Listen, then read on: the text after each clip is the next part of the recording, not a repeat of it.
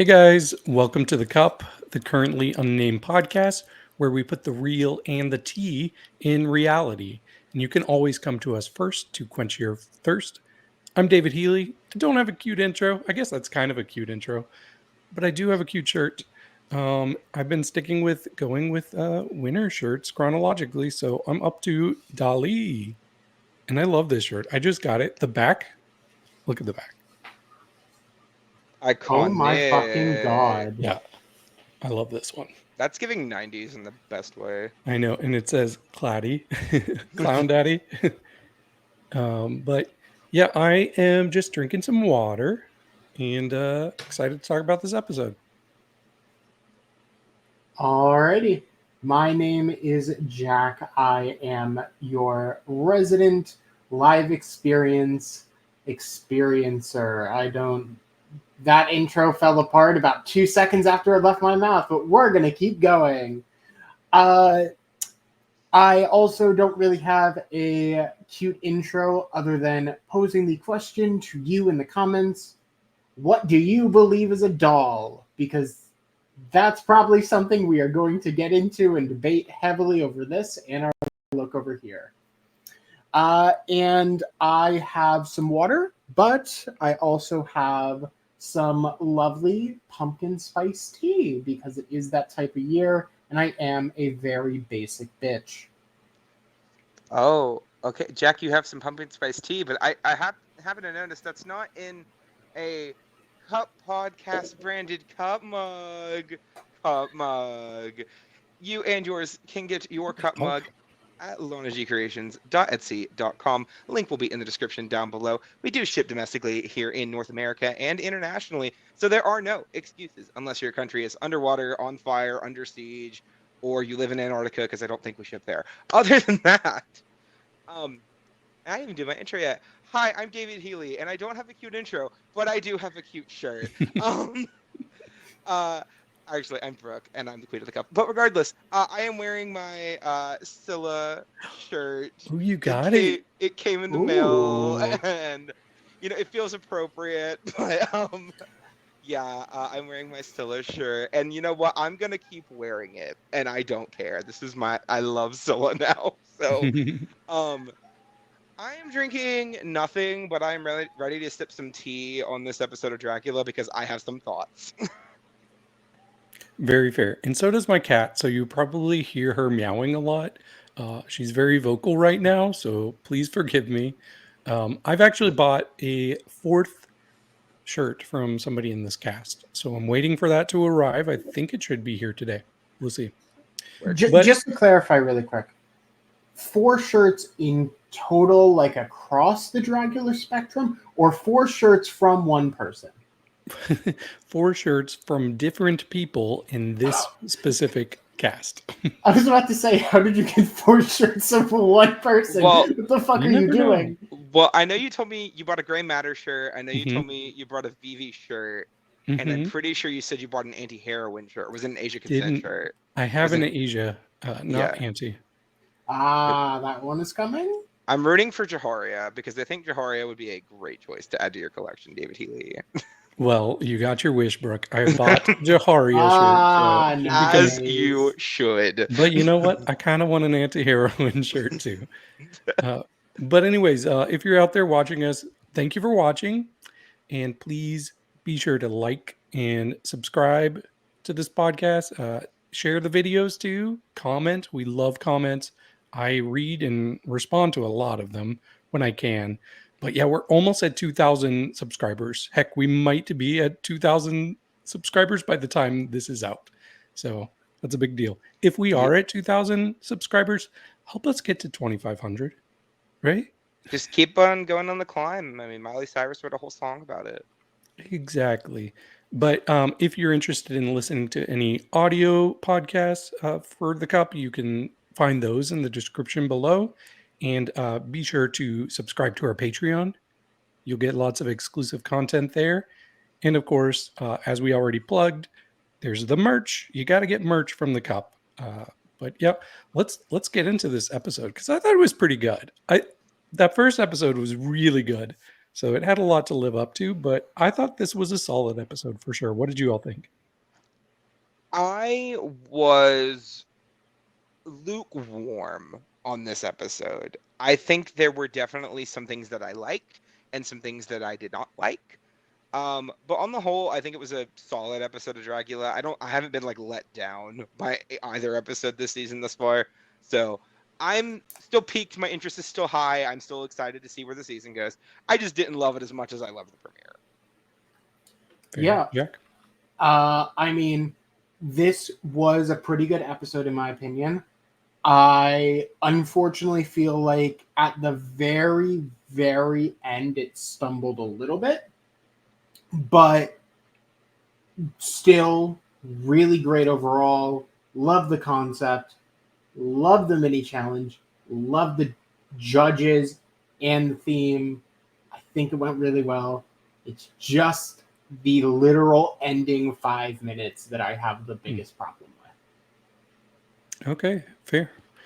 Well, let's get into the episode.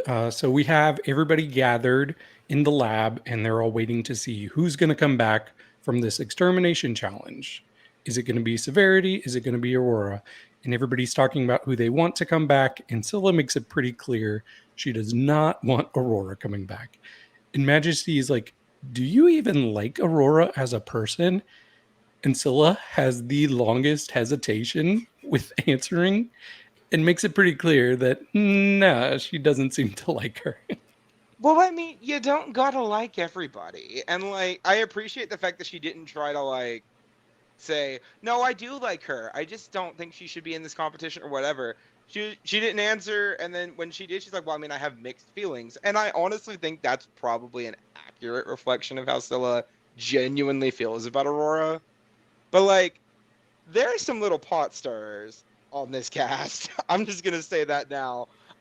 Because one, Majesty's been stirring the pot since day one. We've been new. But also, Jaharia was stirring the pot at the beginning of this episode. Pi was stirring the pot a little bit at the beginning of this episode. Asia Consent was stirring the pot at the beginning of this episode. Like, and I honestly think that maybe every single person on this cast, with the exception of like Vivi, stirred the pot a tiny bit during the opening. Yeah, I mean, we just before we fully jump into it, there are also a ton of Boulet action figures right over the center table. I did not know the Boulets have that many action figures. There's like 5 different ones that are just everywhere. And they are pretty damn good too. I did not even notice. I was expecting a Boulet Funko Pop at some point, and I'm disappointed that hasn't happened yet. But yeah, you would think RuPaul has a Funko Pop. I know that like Lego has petitions where you can like petition certain sets to be built. Is there a similar thing for Funkos? Like, can we get that together? So. I don't think that's how that works. There is somebody who makes custom Funko Pops. That's Todd from Survivor China. In fact, I ordered one over the summer for my roommate. It was a Buffy one, a Buffy the Vampire Slayer character. Mm-hmm. But yeah, go check out Todd's Pop Shop if you really want a Boulet custom Funko made, because I'm sure he would do it. Yeah, special shout outs to a top 5 Survivor winner of all time, Todd Herzog. Absolutely, I love Todd. But besides the point, we get Aurora coming back into the long ass boudoir. Yay, Aurora! Scylla is pissed because no, I wouldn't even really say pissed. It kind of seemed like annoyed. At least annoyed. Yeah, because I mean, pissed to me is like J.K. Gothic. Like that's pissed. This was not pissed. This was just like. I do want to talk about a moment that happened as well where we get Pi, and I'm sure Brooke was living for this moment. Pi kind of comes for Asia Consent, saying, well, we were supposed to have our characters look recognizable as the characters, and I think you went a little bit too far, Asia. And Yeah. As we know, Brooke said the same thing last week, and I I disagreed. agree. I I agree. I agree. disagreed. I agree. Now, So to I be was like, fair, shut I up. Don't am. validate Brooke. Okay, all I'm gonna say is this. Okay, am I gonna say Asia's win is not valid? Absolutely not. I think her look, regardless of anything, was fantastic. I think at absolute bare minimum, she should have been safe or high safe. Um, but like, there was an anti-heroine sitting right there that did a fantastic job that I feel like everybody got. And I'm not gonna say Asia shouldn't have won. I just preferred antis personally myself, but I'm just happy that I'm at least not the only person on this cast that thought that. At least someone on the cast agrees with me. But where Or was was that Pi just energy being messy? earlier? Why What didn't was she tell her in the actual what do they call it? the the cauldron? the Cauldron. cauldron. Why didn't she tell Okay, her then? we're gonna have to jump ahead a smidge here because I do feel like it is relevant to the conversation. I feel like we can kind of get it out of the way now. Uh, Pi pulls Asia aside later. They go to the cauldron and they have like a quick little chat. And Pi's apologetic and said that wasn't really what I was intending to say. Um, and offers to have an alliance with Asia, right? And in this moment, I'm like, oh, so she's being tactical because I think the reason she didn't bring it up in the cauldron was, well, if I say this and people get mad at me for it, they might vote for me and send me into an extermination where I was safe. Like I should be fine and safe and not have to worry about it. The tactics that Pi is already displaying on this season, I'm here for. I'm living. Um, but I'm very entertained. And I think Pi is a very cerebral queen, and we can kind of already see that from these first two episodes. Monster, not queen. Monster. I I do think, unfortunately, that I mean, people are already saying in this episode, Pi looks really, really shady and like they are so forwardly playing a game. And like doing that around episode like midpoint in the season, sure. Immediately out the gate in episode 2, I think people are going to start seeing them as someone that they just can't trust, and seeing how we're having this kind of twist structure every week where there's a fright feat that curses someone, or we have immunity, or we have the monsters voting for each other to send each other into the bottom. I think this was too early, and I think we see someone else playing a game later on in the episode that's more subtle, but I think works a lot better. I think I know who So you're talking about. We'll see. we'll get to it, but I do think Pi, unfortunately for my own fucking draft, is not doing themselves any favors. Oh, your draft, And Jack. Oh, your draft. We're talking about your draft. yes. Oh yeah, no, I know you get hit by a bus later on in the episode, but we'll get to that. Hit by a bus, throat slit by a knife. Yep. I mean, really the same thing, Right. honestly. Just different sizes. Just different sizes, exactly. They get to But the same place. speaking of throat slits or people who are going to get their throat slit, we do have Scylla asking everybody if they thought that she would be in the bottom if she didn't have the scroll. And everybody's like, yes, Yes. yes. Yeah, no, you were done, especially And because we could vote. right. And she's It, like, I don't think so. I don't think I would have been. And Auntie is like, it's because you're delusional. I just love their dynamic so much. I will again repeat exactly what I said on the episode last week. I need a delusional bitch on every season of anything ever. Okay? If she is this delusional, yay, I love it. I'm here for it. Personally, do I think she should have been in the bottom based on the looks that were presented on that on the floor show? No. But do I think she probably would have been given the twist, or definitely would have been given the twist? Absolutely. Because I mean, personally, I think the bottom two was the bottom two last week. Um, but that's Yeah, just no, I can me. see it.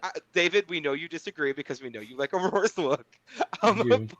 But personally, just from okay, I had Wes from Ringside, right? He was over at my house this past weekend, and I showed him the floor show because he's a big horror fan in general. And he was going through each of the looks, and he was like calling out things and calling out like what they're doing because I didn't tell him any of the references. He didn't get 3 of them. And the 3 he didn't get were Yuri, Desiree, and Aurora. And Yeah, no, those all track. yeah, I can definitely see that. and to me, Yuri was kind of understandable to me because it was kind of just like ambiguous, like vampire, whatever. I get it, but like honestly, I feel like if anybody was going to be in the bottom instead of Aurora Severity, it should have been Desiree.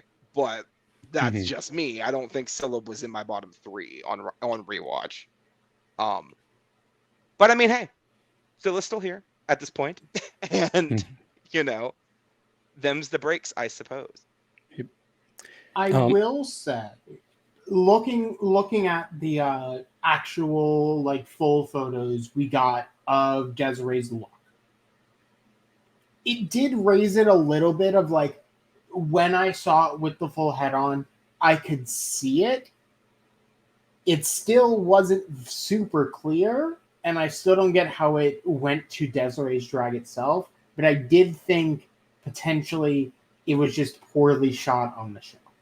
I was still getting That's my Big Daddy personal from opinion. Bioshock.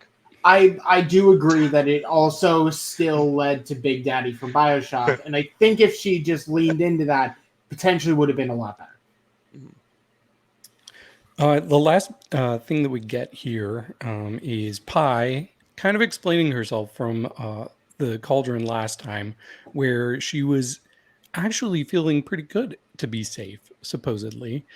She just didn't want to show that because she already felt vulnerable and she didn't want to project confidence. So that's why she kept pretending to be worried. Nobody buys it, myself included. Like, I was defending Pi last week, but this I do not believe at all. Oh, I'm with you. I am with you, David Healy. Again, we need some delusion every now and then, and if this is how she has delusioned herself into being able to cope with how she behaved in the cauldron last week, which again, when I say behaved, I don't mean she was like acting badly, but like she wasn't exactly being the most professional in the cauldron, would be the best way I could put it. Then if this is what it takes for her to be okay with it, sure, but ain't nobody else buying it, Queen. Monster. Well, this is the part where we have the Boulets come on the screen and they let everybody know that they're going to be doing killer doll looks this week, which I was kind of excited for. And they also said that they're going to have to lip sync to I Love Hollywood by Slater. But before that, they have their first Fright feat. Well, their first official Fright feat featuring the host of the Fright feat, the new Exorcister, Cynthia Doll. And can I just say, I freaking loved Cynthia as the Exorcister.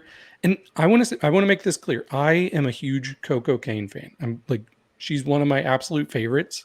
Mood. I don't think she had the energy required for this role, but Cynthia 100% does, and she killed it this episode. I think them crowning Coco Kane the Exorcister was just a way to get over the fans being pissed that she lost Titans, myself included. So I get why that Coco did it. I didn't mind Coco as the Exorcister, but I don't think we really got to see much of what that meant. Like, it was just her kind of coming in, being the person presiding over the Fright feat, and that was about it. This was the first time I'm like, oh, okay, this is what this is supposed to be. I was not afraid to throw shade at Cynthia Doll last season. I threw a lot of shade at Cynthia Doll last season. But I will say she is perfect for this job, and I am very happy she's here. Yeah, no, Cynthia Doll getting to scream at a bunch of new monsters in the arena. I am always here for that. I think Cynthia's comedic timing is damn near perfect. She is always very close to bratty without being annoying, and I mean, that's exactly what you want from an exorcister. And I do think this is going to be a really, really fun season with her at the helm. Oh yeah. I For do also want to compliment the Boulets on kind of realizing, like, hey, the Fright feat and curses worked.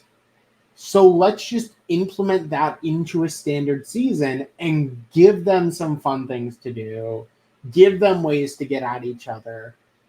And yeah, I mean, it's similar to the concept of mini challenges for Dragula, for Drag Race, Mhm. but having it instead be almost like, instead of getting a benefit for yourself, you get to fuck over someone else. I think it's the perfect way to do it. And also, if it's funny as hell, it's funny as hell, and I love it. It was interesting to watch them play dodgeball. I just, it's one of those things you never imagine happening on like Dracula, but I was very entertained watching it. Andy Harrow was just eliminating host, though. She was just taking She was everybody so out. good. Yeah.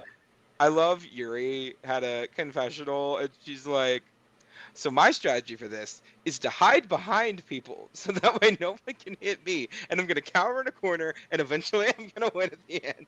And I'm like, work. It was a good attempt. But yes, as Brooke says, the fright feat is dodgeball. I was expecting it to have some sort of Dragula element to it, but no, it was just straight up dodgeball. But yeah, it was a lot of fun to watch. Cynthia got to use her iconic line, "There's the door, bitch." And I like seriously, the most fun I had was watching Cynthia's reactions the whole time. Mhm. Uh, but yes, eventually it does come down to two people. It's going to be either Auntie Heroine or it's going to be Jaharia winning. And then finally, we get our Fright Feet winner, and it is Jaharia. Y'all need to learn how to start winning these mini challenge points. That's all I gotta say about that. My draft is eating in the Fright Feet mini I challenge guess department. so. I mean, hey, I'm 2 for 2. We are 2 for 2. So Hmm. But she is now tasked with cursing one of her fellow castmates. And we learned earlier in the episode that the curse is going to be the doll parts curse. And that means that someone will have to get ready for the floor show with one hand duct taped behind their back. Mm, I don't know about behind their back after watching it, but she does pick who she's going to curse, and she curses Anti Heroine. Mm, smart play. yep. I do think it was very interesting to hear how everyone was basically like, yeah, no, we're going to take shots at the top. But most people, even though Asia won, were planning on hitting Auntie Heroine. Hmm. Or Asia. Yeah. There were a few. It was pretty mixed between the two. And well, I mean, and I think the really interesting part about that for me is you take a step back from what happened in the first floor show, right? And it's kind of like one of those situations of, well, Asia won, but out of the people who were in the top the first week, who do I think is going to be the biggest threat to me in this challenge? And I think maybe in their mind, Auntie was probably, maybe they thought Auntie would just do better in this Mm. specific floor show than Asia would. And I mean, given results, we can't really argue with that if that was the logic. But like, I don't think there was a wrong selection between the people Jaharia said she was going for. I think you put that on Majesty, you put that on Anti-Heroine, or you put that on Asia, and I think they're going to have a rougher go of it than they would have without it. So I think it was a win-win situation for Jaharia. True. Although Anti Heroine seems extremely bitter. Like more bitter than most people I think would have been. You could tell like it was not even just an act. There was a switch in her. She looked so pissed off about it. I mean, well, Julie, wouldn't you be a little bit irritated? Would be, but I think I hide it better than she does. So Valid.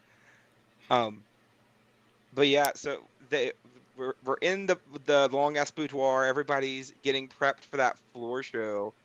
And then Majesty pulls Aurora to the cauldron, or honestly to the backstage. It wasn't even in the cauldron. mm, Okay, I want your all's thoughts on this because I'm really curious. Do you think Majesty made this whole thing up, or do you think she was being real and that somebody said that Aurora had leaked that she was going to be on the show before she was on the show? Because I personally don't know. I do have a slight theory about this. So she did tell her that she's heard that a couple people have a plan to leak this information about her Aurora saying that she was going to be on the show to try to get her disqualified. When asked who said it, she said, "I don't know. I was hoping you would tell me." So that part just seemed weird to me. It's like you heard it from people, but you don't know who you heard it from. So honestly, I have a theory. Like I feel like this actually, and this I bet you all are not gonna agree with this, or at least didn't think of this. But I do think that she's being sincere, but I don't think this was prompted by any of the other fellow competitors. I think this was prompted by production because it really felt like she was there giving a talking point that she was prompted to give by somebody else. So I think she's getting it out there because it might end up paying off as a storyline in future episodes. Mm-hmm. When you say it like that, I'm actually very on board with your line of thinking. I did genuinely think like Majesty is coming to Aurora with this genuine thing of like, hey, I'm hearing this, but intentionally hiding the names and making, well, who do you think said it, to be like, oh, cool. Aurora's already fighting with Scylla. Let's just throw that on the fire as well, and make that rivalry turn into more hatred. Mm-hmm. And I do think this is the much smarter move. I can also see Majesty being used as a puppet here of like, oh, I've been on the show before. Let me directly tell you, as someone who's been on the show before, I've heard this spiel twice that if you leak yourself, you're disqualified. Don't do that. I will also say, because this is directly being brought up, I think it is a potential possibility that somebody goes home or someone gets severely punished because their name apparently gets leaked. It's too specific of a plot point and too fourth wall breaking to not be relevant. I agree. Well, here's my problem. Okay, this was already filmed, right? Like this has been filmed at the beginning of the year. We knew that Dragula season 6 was casting. We knew roughly when they started filming and all that stuff. Yes, the cast leaked around June, July, if you were keeping up and like looking for it. But I don't remember anybody specifically leaking first, right? And I keep up with the cast leaks for shows like this. I want to know who's going to be on the cast. And I don't remember anybody leaking before anybody else. I remember like vaguely that Yuri's name was the first one that came out, but that was only because people were like, "Oh, where's Yuri been?" Because Yuri's been on the show, been on Drag Race before. So I honestly think that if that did happen, it got squashed very quickly, or it just got buried in a bunch of other stuff because I don't remember seeing anything about it. I could be completely wrong and just blocking something out of my memory though. To me, and this is just the vibe I was getting, I think this is probably a little bit of production, but I also think that it had nothing to do with Scylla whatsoever. Because I feel like if it did have something to do with Scylla, production would have shown a clip of Scylla saying this and then it going and then, that kind of thing. And if it did happen, it happened off camera. So that's why I'm also on board with David's opinion that I don't think any of the monsters had anything to do with this. Because wouldn't they have shown that on the show to create more drama? And instead of it being this like weird speculation, which is kind of where it's at now, um, I'm personally not sure myself. But what I can say is that I think no matter what happens, my interest is now peaked regarding this specific scenario. So Yeah. Also, I think, not to jump too far ahead, I think that if Scylla was the one who had leaked this information, I don't think she would have gone home this episode. Yeah, that's But valid. yeah. I agree. But we see Israel come in, and he's there with the duct tape. He's ready to uh, inhibit, I guess, anti-heroine's ability. And I was like, this really does suck. Like, surely it was like a specific time frame that she can't use her arm, because I can't imagine her getting ready that whole time with I just one think arm. I think they said while she was doing her makeup. I think is what Okay. they had said. I could be wrong, but I believe you're right. I think it was just the makeup. But I mean, even then, especially on a show like Dragula, your makeup is kind of like half your look. So I mean, it was a rough go of it for Mhm. sure. I think this is honestly like one of the worst curses that has been on Dragula, because the only one I can think of like offhandedly that I thought was absolutely terrible was Cynthia Dahl having to get ready at the porta potty last year. That's the only one I can remember off the top of my head That from I thought last was year. like significantly worse. Well, there was another. I mean, we've had the key a few times and like that sort of thing, the room upgrade, the key of life and death, etc. But whatever we're calling it this season, because it will happen, I guarantee it. But I thought this was very fun. And Israel, I'm right here, bud. Just shoot me a text. I'm more of a rope person, but if you want to use duct tape, that's fine too. Yeah, great. No, great to know we have the exact same thought, Brooke. I was like, oh, okay. My turn. Well, speaking of my turn, Pi says it's my turn to take somebody and go have a private conversation. So we see Pi go up to Asia and say, "Hey, can we go in this back room and talk for a little bit?" Pi takes her back there and apologizes for making her feel like she can't trust her, especially after what happened earlier in the lab, and saying that she probably shouldn't have won. And Asia is wondering, like, why are you taking me back here to say this? Why can't you say this in front of everybody? And I'm like, say it, because that's very Throb zombie coded. That's what Throb did anytime she was apologizing to JK last year. Mhm. And Pi just wants to prove to her that she can be an ally for her moving forward. And Asia is like, I don't know, I have trust issues. And she goes on to tell a story about somebody who she was in a relationship with for 6 years. And she found out that she was being cheated on the last 5 years of that relationship. So she gets very emotional. It's a very like heartfelt moment for her. And I really appreciated the vulnerability from Asia in this moment. And you can tell that Pi really appreciated it too. But we end off this conversation with Asia saying, I don't want to commit to any alliance right now. And Pi says, that's okay. You don't have to, because I'm an ally for you, whether you like it or not. You know, okay, it did come up later in the Cauldron, and I don't know how much we're gonna go into all the things that happened in the Cauldron in this episode. Um, but I don't recall specifically Pi saying anything directly of "I want to make an alliance," and I could be wrong. I might need to rewatch to double check, but I don't recall that specific verbiage coming out of Pi's mouth. Obviously, Pi did say that she wanted to be an ally to Asia, but I don't know if those two things are necessarily like this. You know what I mean? It's a game. They made it a game, right? Mm-hmm. Yeah. Yeah, Yeah. I mean, unfortunately, the way that Pi went about this, it does look very shady.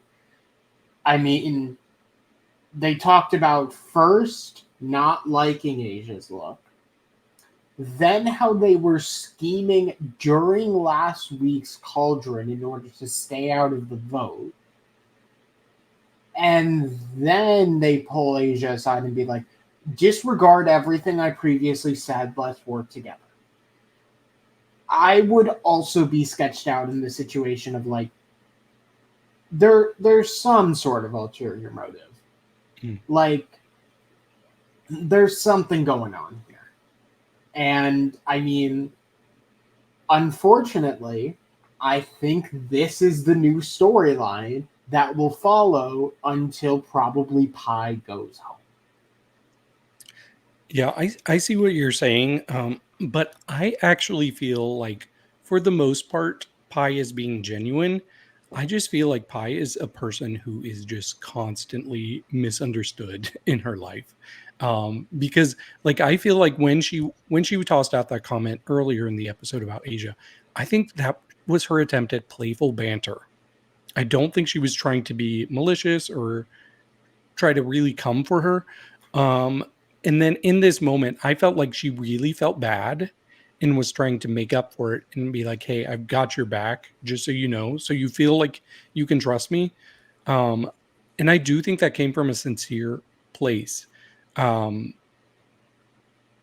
yeah, and even with the alliance aspect of it, like I don't necessarily think she was trying to be schemy here, because if so, she probably would have gone to a bunch of other people. We only saw her go to one person and extend that olive branch and offer being allies. So I just think that everything she's done kind of looks shady, but I think it's done with the best of intentions personally. I personally relate to Pi a lot in terms of like the sometimes my actions don't match my intentions, and or how things come across don't necessarily match what I'm intending to do. Um and I don't, again, I like I said earlier, I think Pi is very cognizant of what she is doing, and I think she is trying to do a little bit of both. I think it is a little bit of a, well, if Asia likes me, then maybe she won't want to come for me later in a situation where she might be able to. But I also think there was some genuine feelings here that Pi wanted to try to mend fences and try to like fix this before it becomes a bigger issue. Um, so I mean, it could be a little bit of both, and I think it probably was a little bit of both. Um, that's just the way I perceive it, though. I agree. Um, well, I think we're about at that time where we hear. Attention competitors. Attention competitors. The floor show is about to begin. Okay, so we get to the floor show. I don't think we have a picture of the Boulets. Let me see here. Oh, yeah, we do. Hey, Boulets. There they are. May I I? just May I have. please? May I please? May I Yes, please? please do. I would love to talk about the Boulets, but I must talk about something else first. The guest judges for this week are Dawn Mancini and Jennifer Tilly. Do you know how much I fangirled when these two got announced before the season started that they were guest judging? And like, obviously they were going to guest judge together, but not only are they guest judging together, they're guest judging the doll episode. I lost my mind. Jennifer Tilly is one of my favorite people that has ever existed. And Dawn Mancini was like arguably the first big queer voice in horror. At least in mainstream US horror. James Whale, One director of of Frankenstein. Come on. one of the first major queer voices in horror. And the thing is, Dawn was one of the people that just kept coming and kept sending things out, and furthered his career to the point where Chucky just had a very good 3-season TV show. Should have been renewed for 4. So I am so beyond thrilled that these two are here. I think they are not only the perfect judges for this episode, but I also think that these are two people that should have been on Dragula ages ago. And Don Mancini saying he got a little bit of judging envy from not being on the show until season 6 made me laugh so hard. I am so happy they're both here. And also Jennifer Tilly looking great, as usual. I agree. Yeah, first of all, I really love Jennifer Tilly in this episode. I think she was an amazing judge, so much personality. I would love to see her come back every year as a guest judge. And she would too. Yeah, she does look great. I think Don Mancini, like I hear his name a lot more than I actually see him because I've watched everything Chucky that there is. But just seeing him, I'm like, man, this guy does not age. Because the first Chucky, like Child's Play, came out in 1988. And that was a long time ago. But he still looks very good. So, and lastly, I do want to say the Boulets, I think this is arguably my favorite thing they've ever worn. I was so intrigued by this. Like every little bit of this kind of like braiding and the train that they had, I was like, this is so cool. Even the like the little spikes on their breast part, like almost have like a finger vibe to them. So I was super into everything they were wearing here. I actually got like almost dragons out of the breastplate almost, and like, oh my god, the look is incredible. You can also very clearly tell how nicely stylized it all is. It has this, it's almost not a gradient. I don't know how to put it. It's a gradient that also changes pretty consistently. And I love the fuck out of it. The other thing I will say is you can tell that the Boulets, the strategy of the Boulets for making judging themes is simply, okay, let's go through a bunch of judging themes and say which ones we like, and then figure out who we can get as guest judges for said themes, and only the ones that we can get amazing guest judges for, those are the ones that are going to be pushed forward. And you can tell via the two themes that we've already had that judging every single week is going to be killer. Because... Pun intended. Pun very intended. Because, I mean, what a deadly group to talk about the exact topic. You know what the other thing is I want to touch on? Right. We have had 3 out of 4 guests, honestly, all 4 of the guest judges do not look their damn age. Because both of these two are in their effing 60s. Wow. There is no way. Like, I'm sorry. Oh Jennifer Tilly, like, she is ageless. And Don Mancini looks like he's still in his 30s and like he's going to go cruising in the woods after work. Okay? Like, these two both look so good for their age. And like, oh my god, I'm just so happy they're here. I'm so happy they're here. Same. Well, this is where we get into the floor show. So we're going to talk about the looks individually and give our thoughts and scores on look over here. But I do just want to like look at them all real quickly so we can refresh our memories. But we'll actually give our thoughts later on. So our theme is Killer Clowns. Okay, and we had Desiree. Or no, sorry, this is Pi. Yep. And then Majesty, Jaharia, Scylla,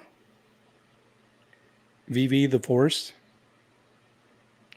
Aurora Gosmic, Gray Matter, Yuri, Desiree Dick, got it that time, Asia Consent, and Anti-Heroine. Okay. So we pretty quickly get our tops and bottoms. Let me remove this. Do we want to share our tops and bottoms first? Sure.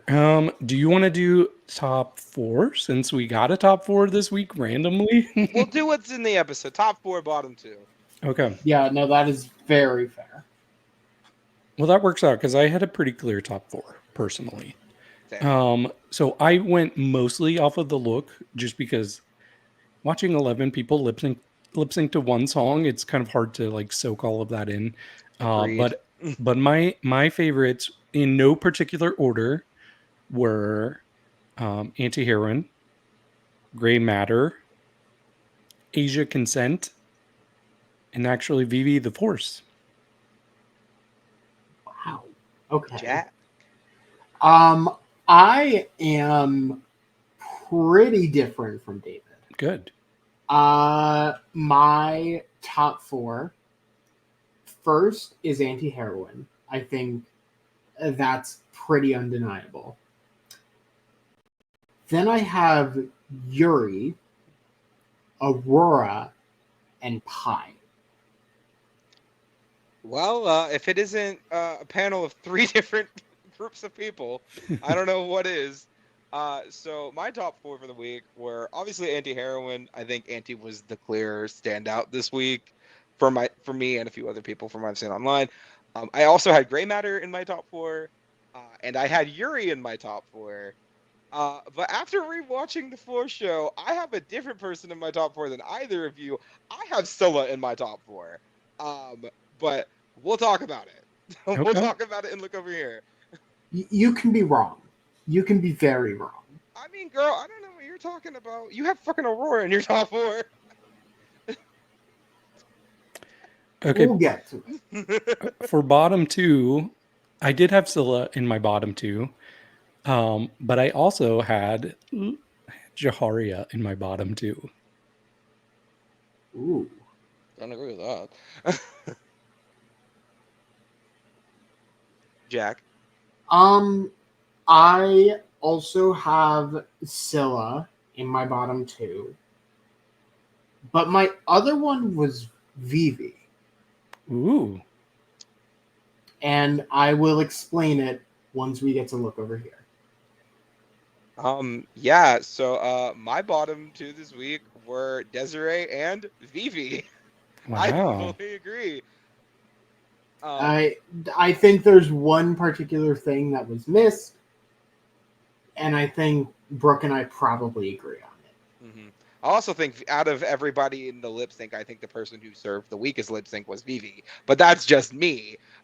And I will say, look-wise, I think Vivi was 3rd from the bottom for me. But the person I have 2nd from the bottom did better in the lip sync enough that I feel like it saves it for me. Because I think the person who I would have had in the bottom instead of Vivi was Jaharia, and I think Jaharia did the best in the lip sync out of the entire cast. So Yeah. I can't say Jaharia would be in the bottom 2 from that alone. And I honestly feel like Jaharia was only in the top because I think she was the only standout performer in the lip sync, in my personal estimation. I don't think it was planned on being like this big, like, oh, Jaharia, your everything was great, because they kind of mixed on the look, all things considered. Right. Yeah. I think I want to say that Auntie was in the top for both. Gray Matter was in the top for both, but more as a reaction to their performing abilities, especially after that not really being what Mhm. they're known for at all. Jaharia was definitely in the top because of her performance.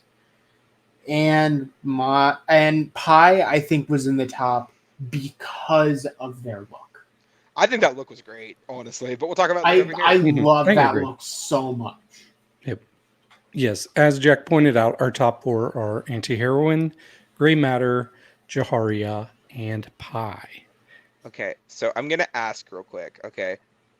When we got this top 4, and based on the critiques that we got, who did you think was going to win this challenge? Well, I figured it was definitely between Anti-Heroine and Gray Matter. I thought it either came down to, are they going to go purely off of like quality of the look or how close it fits the theme of doll? Because I think either way you could pick a different person. But I did kind of think they were going to go with Auntie, especially knowing the struggle that she had not having both of her arms to get ready. That was pretty much my exact assessment. It was Jaharia and Pai are being rewarded for being pretty much the best or like near perfect on one category. Anti-heroine and gray matter are being rewarded for being in both. And I could have seen as a toss-up either way, because I can see both anti-heroine and gray matter making it very, very deep and then wanting to give one of the wins to one of them. But I think gray matter is going to get a win when it comes to a purely look week, and anti-heroine is going to get it here. In this moment, I thought we were gonna get one of those like Jan-esque moments of like, you did really well and you've done really well for the entire competition kind of things, but you're not gonna get your win, and then we're gonna give a win to gray matter, and Andy's gonna be high the first 2 weeks. That was how I felt. But I literally said to myself while I was watching the episode last night, I think Gray's going to win, but I want Auntie to win. Fair. But we do get our winner, and it is anti-heroine. So I think very deserved. Yeah. And then on the other end of the spectrum, we have our bottom two. Were you all confused? Did you all think it was a bottom three and a top three? I did. I assumed it would be a top three and a bottom three. Who did you think was the third in the bottom? Because I definitely, I thought for sure Jaharia was in the bottom. Jaharia. I was definitely confused because they showed Jaharia destroying a lip sync and then was also there. So I did think it was going to be, okay, Jaharia's in the bottom, but safe. But yeah, no, the other two, 100%. Yep. And I've seen Jaharia live, and I can say she puts on a show for sure. But yeah, we do get our bottom two, and it's Desiree and Scylla. And I think it's fair, even if it's not exactly the bottom two I would have gone with. I do not agree at all. Now, I can see Desiree being in the bottom, and she was in my bottom. I think it made sense. But I have problems with Stella being in the bottom here. I have a lot of problems with Stella being in the bottom here. But we'll talk about it. Look over here for more thoughts. Exactly. I did want to quickly touch on some comments that happened earlier. So when the Boulets are just talking amongst themselves, they talk about how they're kind of annoyed that a lot of the queens or the monsters went with more clown looks than doll looks.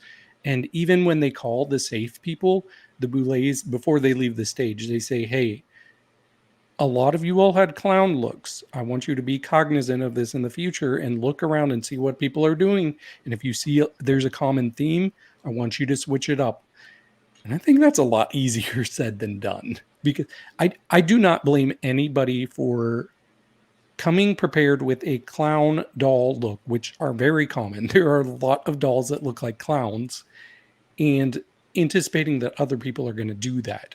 So yeah, I'm like, how does one switch up at the last second when you came with a look that is 95% prepared already? I get that, and I fully agree with you, David. To me, it's one of the situations of, well, did you bring anything else that could maybe fit this brief? And if you did, you can maybe switch that in and try to figure something out later on in the season for when you have to do this other thing, if you're still around. Or, I mean, possibly the other situation is maybe just paint yourself a little bit different, Don't make it so obviously clown, and kind of keep it like a nice, different situation. I definitely agree with the statement of it's a lot easier said than done. Highly agree. But I do think there are some smaller things that could have been done by several of the monsters on this episode to distinguish themselves a little bit further. Yeah. Okay. I do think there is an interesting conversation here of the prompt was specifically killer dolls. Because a lot of them ended up hinging on potentially puppets.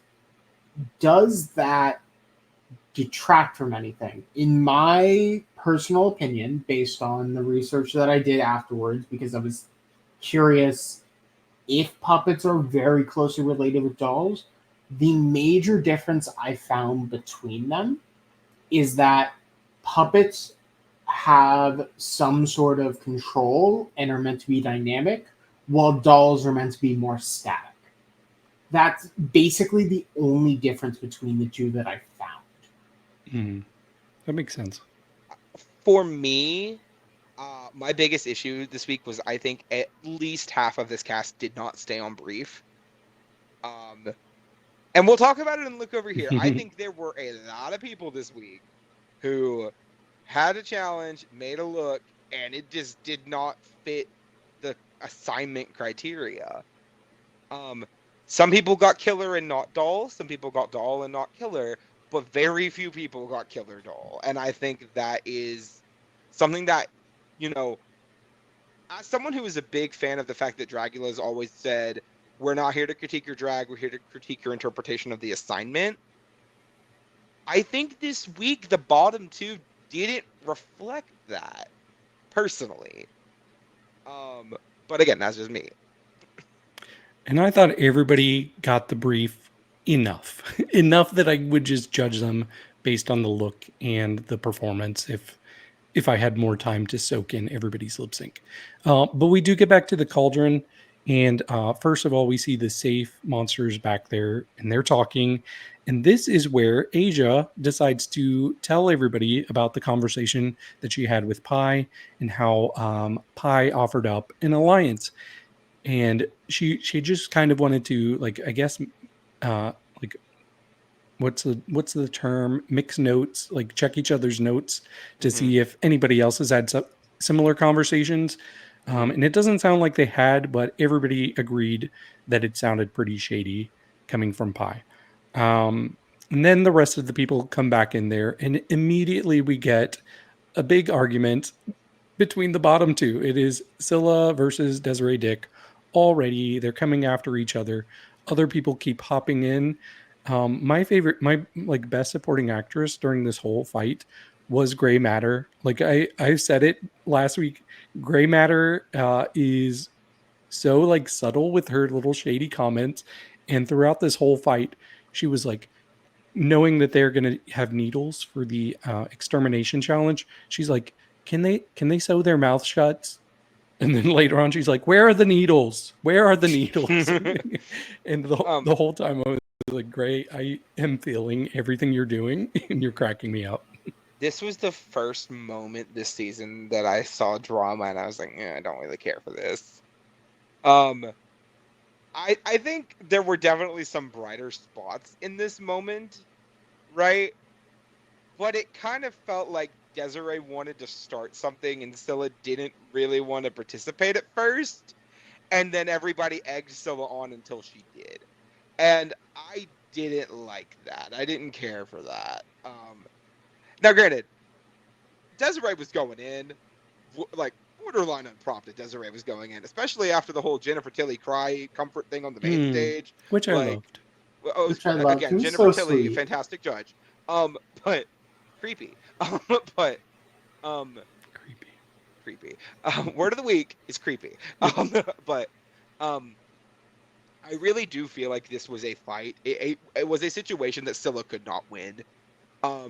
She either snaps back at Desiree, which is what she ended up doing, and it doesn't really amount to much, and all she's doing is lowering herself to this level, or she doesn't say anything, and then the rest of the monsters are going to keep egging her on until she goes to the extermination. Like, I don't think there was a way for her to win, because everyone's like, oh, well, Scylla, I don't think you're fighting for it. We don't think you're fighting for it. We don't think you want to be here.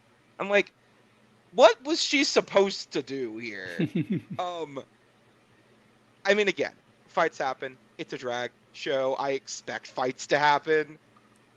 But this definitely felt very one-sided and not in the way that a drag show fight normally feels one-sided.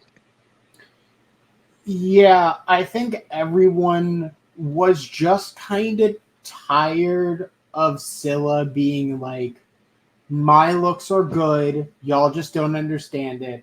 And I think Desiree kind of put everyone's opinion the best of like, this look wasn't good. Your week one look wasn't good. Your intro look wasn't good. when are you going to bring the good look? Mhm. And even if I think that Scylla's first couple of looks were kind of okay, I think this ultimately, like, in this moment, I was like, Scylla's done. Everyone is done with her. They're not going to keep her around, especially after Desiree's giving a show like this. Right. I agree. Like it did feel to me that Scylla maybe came the least prepared of anybody here. But I did find one moment pretty funny was when Desiree was going in on her and she's like, "Look, your looks aren't polished." And anti-heroine's like, your looks aren't polished, girl." And it was so true because like Desiree's looks have not been polished either, which is not necessarily a bad thing because this is Dragula. I don't need everything So to be polished. mhm. Yeah, and I'm gonna bring something up. I saw this on Twitter earlier today. Okay, Hosto Teratoma posted season 4 and Titans contestant Hosto Teratoma, for the record. Finalist, but seasons actually. Posted on on Twitter basically something to the effect of, I don't get the critiques that Scylla is getting. And then basically said, since when is polish something that we are supposed to be striving towards on Dragula? And then JK responded underneath it, again, season 5 contestant JK, responded underneath it, we need to remove the word polish from the Dragula vocabulary. And I fully agree. Because I think something that bothered me about how some of the past contestants have been critiqued, this isn't necessarily just by the Boulets, this is also by the other competitors who do half the judging on the show themselves. Polish has become a thing that people are starting to use in the cauldron, in the lab, wherever, to basically say when they don't like a look. And I feel like that is kind of counterintuitive to the whole point of Dragula. Looks can be clean and precise and like executed well, but calling something polished, I feel like just doesn't mean what they want it to mean and what they are trying to say. Because half the time, some of my favorite looks on Dragula are looks that I would not consider polished. Personally, I think like my favorite look that's ever been on on the main stage of Dragula was JK's Haunted Hotel look.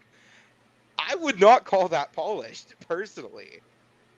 So like, I think there are definitely things that need to be changed by how we are talking to each other, but maybe that's just me. Maybe just me.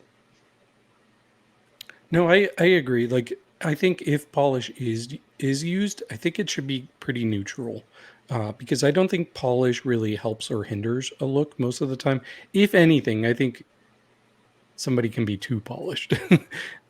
So maybe it could hinder a look. But I do want to move on to our next big conversation. So Majesty decides she's going to stir the pot and asks Spy about the conversation she had with Asia, where she offered an alliance. And you could tell how caught off guard Pi was and really honestly betrayed. She was like, "Yeah, we did have a conversation and it was sincere and we had a really heartfelt moment and I nothing's going to take that moment away from us, but I feel really betrayed by you right now, Asia. I did offer an allyship. I wasn't looking for an alliance." People are like, "Well, what's the difference? It's like an alliance." And she's like, "Well, this is a game. Like the Boulets changed the rules last week based on the situation we were put in. So yeah, we're kind of forced to play the game now, but this was sincere." And I felt bad for both of them. I felt bad for Pi and I felt bad for Asia because you could tell Asia really felt guilty. Like she just felt so like inward, I guess, with how she was reacting during this whole situation, because Asia also got betrayed in this moment by Majesty, like by having this just thrown out there as drama or entertainment. So I really felt for both of them, and I hope they can have a good conversation and try to repair this again next time. Okay. Yeah. Hold on.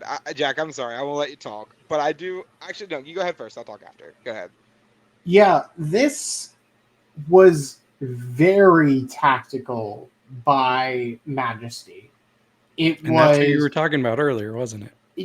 Pretty much, it was two different instances of Majesty bringing Aurora aside and being like, hey, people are coming after you and trying to get you expelled from this competition. Not going to tell you who, though. You can figure it out. But I'm going to hint towards Scylla and make Aurora not trust people. And then Asia tells the safe people, like, hey, Pi did this. It didn't feel exactly right. I felt like there were some ulterior motives behind it. And then once Pi is back in the room, Majesty basically says, hey, Asia, can you repeat what you just said to all of us? As like a full throw under the bus of, go ahead, say it again. And that way, there's now conflict between Asia and Pi, and now no one trusts Pi. But Majesty isn't really concerned with all of it, and Majesty's fine. And the only person who really now has that mild sticking point in their head is Asia going, why are you bringing this up? Like, this didn't involve you. Yeah, I have enjoyed Majesty on the season thus far. I'm not going to pretend like I haven't. But she is playing a game, and I have to respect that. I know people are saying Pi is playing a game, and I feel like that will be the narrative that we see in the show for the next little bit. But Majesty is the one playing the game. Majesty is the one getting in people's heads, causing conflict, stirring the pot, making sure that the focus is anywhere but on her, and I think that is brilliant. I cannot begin to describe how much I love that. On top of it, though, I don't feel as bad for Asia as I do for Pi. I feel way worse for Pi. I think Pi, especially considering like what we talked about, how it seemed very genuine and the conversation seemed very real for her. Asia had every opportunity to keep that to herself, or if she did want to share it with like one person. Asia aired it out in front of like half the cast. Like, I'm not going to say that I think she was in the wrong. I think she has the right to talk about any conversation she's had. Absolutely. But, like, you do know that by sharing this with other people, people will at minimum talk about it. And eventually everybody's going to know about it. Right? You took a A-B conversation and turned it into an A through F conversation just like that. So, like, I understand that she feels guilty about it. I mean, yeah, probably if she feels like Pi was being genuine now, yeah, I'd feel pretty guilty myself. But at the same time, it was a preventable circumstance, you know? And I hope that, I guarantee you next episode we'll see a conversation between these two to some respect.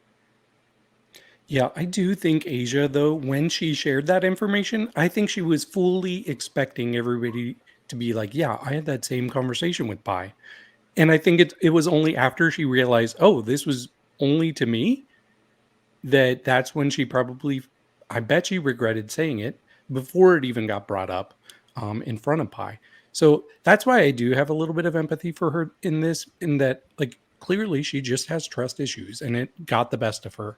But I do feel really bad for both of them. And I do want to say, as far as Majesty, like, playing the game really well, I think the best way she's playing the game right now is by doing everything that production would want her to do. Like, it's kind of what Cynthia Doll was doing. Cynthia was such a pot stirrer last season, and I think Majesty's taking on that role now. And that's a role that they're going to keep you safe as long as they can. If you're there, like, stirring the pot, getting all the drama out in the open, the Boulets and everybody involved in production, they're going to value that. Well, I mean, it happened to Cynthia like multiple times last season where she was safe where she should not have been. Again, no shade to Cynthia at all. It's not her fault that production made her safe. But I'm really interested to see where this goes. I want it to keep going in a positive direction. Yep. Okay, shall we get to the extermination, or did you all have any other thoughts? Okay. Serve vodka. To it. Let's get to it. So we have our bottom two go to the extermination, and we find out it's going to be another retelling of, I think it was the first extermination challenge in season 2, where they had to take big needles and have them stuck throughout their body.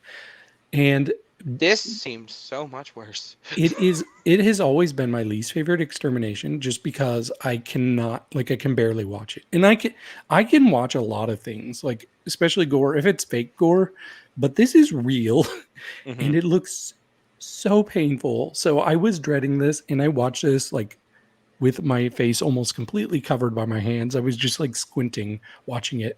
It was awful. Awful. Oh, I loved it though. This is one of those exterminations that a lot of people wimp out on, and I fully understand why. But I look at it and I'm like, oh, I would love this. This would be delightful. Like, I have zero problem with needles. I have a crap ton of tattoos. Like, I'm here for this. I think this is awesome. It is one of my favorite exterminations they've ever done on the show. I think this one was worse than what they did on season 2, though, The neck. because not even the neck, the knee. There's no skin there. That's not like. Oh, really? I have lots of skin on my knee. Well, maybe not. Maybe I don't. I don't know. But like the top of your knee, there's not a lot there, and like, oh lordy, that one maybe. Okay, maybe that one's a little bit too far. But yeah, I love this extermination. I'm very happy they brought it back, because they don't bring back a ton of exterminations. Like, sometimes they'll bring back like something with a twist or like a different version of something they've done before. This is pretty much the same thing. So I'm going to hard disagree. This felt like a safer, more sanitized version of what they did in season 2. Oh. Season two, there was a lot more needles. A lot more of it was shown. It was in a lot of different places.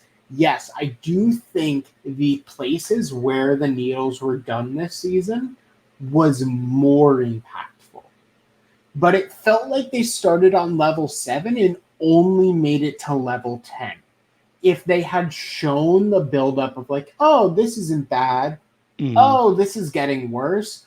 Oh, this is really bad. Versus just like, okay, we're starting with the knees, and yeah, that sucks, but it's I mean, the actual places where the needles went, way worse. How it was filmed and how it felt, it was a lot less impactful.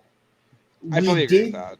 We did see the storyline of, oh, someone is just going to tough it out and they're going to kill it even though they're kind of scared of it, and someone just kind of, for lack of a better term, basically just like kind of accepts it. And I mean, they specifically did, I think, mention like, you have to endure it, you can't lose consciousness, and it seems like someone does slip from consciousness, and that is probably one of the major reasons they went out. Oh, okay. I didn't even notice that because I had my face covered a bit. It does seem go ahead. I think the big thing that, again, I enjoyed the season 2 one more. I just think the spots here were way worse than what we did in season 2, because season 2 is like the shoulder and like, you know, that kind of thing for the most part, shoulder and like a little bit on your leg. But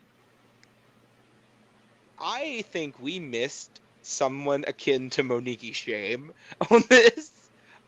Because I think one of the reasons I love the needles and the reason it became so iconic is because you had 3 different types of people doing that extermination. You had one person who was, for lack of a better phrasing of this, turned on by it, because that was Monique Shame pretty much. And then you had Erica Clash, who was terrified of needles, but she said, fuck it, I'm doing this anyway, give me more, I'm not going out here. My queen. And then you had Felony Dodger, who just kind of did the extermination like an extermination and didn't really like have any particular no real theatrics. And I think that we had 2 out of 3. We didn't get the third piece of the puzzle. So I don't know who would have been a good fit for that on this cast, but I just think that was what was missing for me. And I agree. I think the build-up could have been better, but like when they started with the knee, I was like, oh, where are we going from here? And then it just didn't really escalate too far from there. Exactly. Yeah. Yeah. Also, I thought the person sticking the needles in them looked so much like an older version of anti-heroine out of drag. I Agreed. kept being like, wait, is that her? Mhm. But we do get our extermination, and it's done in a very interesting way because we get a confessional from Scylla, and she's just talking about how well the challenge went or the extermination, and how she definitely was way tougher and handled it so much better than Desiree Dick, and was going on, and then a Boulet comes and slashes her throat behind. No, And pulls that's her it. head back and Yes. goes like, it's great. I loved it. It was fantastic. Yes, I'm with you there. The only problem is that we saw an excellent death scene last episode, and this felt so short. It felt like, oh, okay, that's it. She just gets her throat slit during a confessional. We saw Severity Stone get her face smashed into a mirror. What the fuck is this? I mean, they don't all have to be complicated, Jack. They don't all have to be complicated, but after you set such a high bar, this one felt like our original plan fell through. What can we do really quickly? I disagree. So I have a different opinion because so I listened to the Boulets podcast last week, and they mentioned that they're going to try to incorporate the death scenes with whatever looks they have, and that's why we got the mirror thing with Severity. But this one, the way that Scylla was hyping herself up and how she won, she was first place in this extermination challenge. Blah blah blah. She kept like really hyping up the fact that she did better, and then when they kill her, it pans down and focuses on her sash that says runner up. I was like, oh, that's really clever. She was not first place. She was second place, which means death. And I also think I can just see in that. general, I thought it was so cool because one thing that that's always bothered me about the exterminations, like the actual exterminations, are that they are so drawn out every time, right? Because there was a brief period of time, like when she was talking, that I didn't realize it was the extermination. Like I honestly thought she was just doing a confessional for like this long, and then it kept going, and I'm like, okay, now she's about to get killed. And I kind of liked that because most of the time they're shot in that black and white, like quick, and then it's like drawn out for like a minute and a half, and then somebody gets their head smashed through a mirror. Okay, that was fine. I liked it. I really did enjoy it, but I like the variety. Yeah. Yeah, I can see that. Well, that's that. We had Scylla go. So we do have a draft update, and we have a couple of ties, which is making it interesting. So currently in sixth place with only 4 points is Brandon. Ooh, it's been a rough go for Brandon. And then we have a tie for fourth place between my fellow panelists here, Brooke and Jack. And then there's a tie. You all have 11 points, so quite a bit higher than Brandon. Then there's a tie for second place with 13 points between Logan and myself. And then in first place with 16 points, we have Eve taking a commanding lead. So Ms. the Bunny, woo, Mhm. Ms. the Bunny. Yeah, I mean, a pretty strong start, but I mean, as we kind of saw with Brandon, it only takes one person going from your draft, and you can drop pretty hard. Oh, I have no illusions of getting anything higher than fourth in this draft, but Yeah. personally, but I'm just happy that we're having some fun times here in this draft, particularly. for sure. Well, that about does it. So thank you, everybody who tuned in and watched our recap of episode 2 of Dragula season 6. If you want to hear our thoughts on the looks from this episode, be sure to tune in to Look Over Here, where we will be discussing them in detail and giving scores. And I'm sure we're going to have some controversial takes based on some of the stuff we said earlier in this episode. We're going to but- fist fight. We are going to fist fight. Probably. But please, if you haven't already, go ahead and like this video, share this video, and leave comments because we love to read those. And don't forget to subscribe because It's the big red button Yeah, that says hit that button. subscribe. and hit the It's bell free. too, so you can get notifications. And like when you talked about it, it also turned rainbow for a second. Like there was a fun little animation. If you want to see that again, subscribe. It might have happened again. I could not tell you. Yeah. And also, if you want to help support us in another way, you can go to laundrycreations.etsy.com to get your cup mug and all other forms of cup merch. Link is in the description down below. As a friendly reminder, we do ship domestically in North America and internationally, so there are no excuses. Exactly. And our social medias have been scrolling across. Those are our Twitters. I have my Instagram right here too.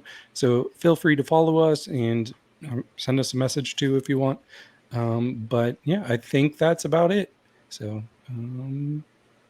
Cheers. cheers. Cheers. Cheers. I got this.